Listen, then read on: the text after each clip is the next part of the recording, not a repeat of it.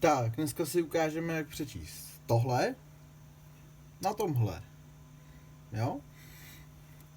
Disketu z roku asi 93.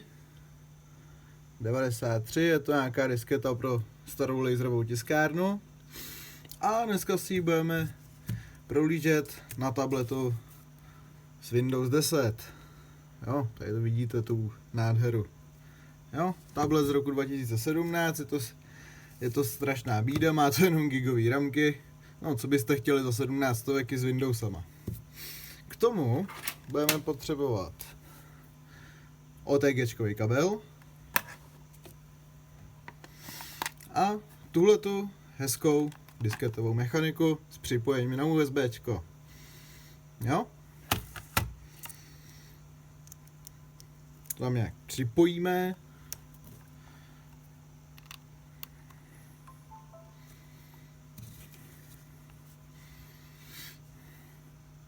Jo.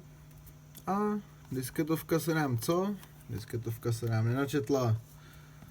Což je nějaký divný, protože už to předtím fungovalo.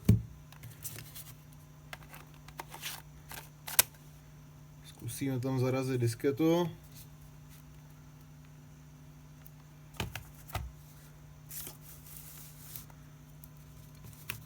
Ještě jednou.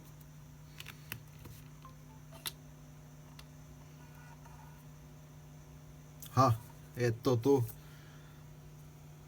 Je to tu. A teď nám ta mrcha zhasla. Tak. No. Floppy disk na Windows 10. To jste ještě neviděli. Šup. Ale to z toho krásně čte. Diskety.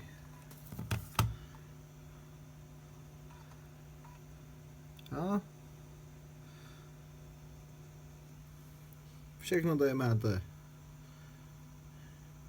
Disketu, no a to by bylo pro dnešek všechno. Pokud seženu nějaký tablet s Androidem, protože ten můj to neumí, tu disketovku přes to OTGčko, tak pokud seženu nějaký tablet, který to umí, tak vám to ukážu i na Androidu.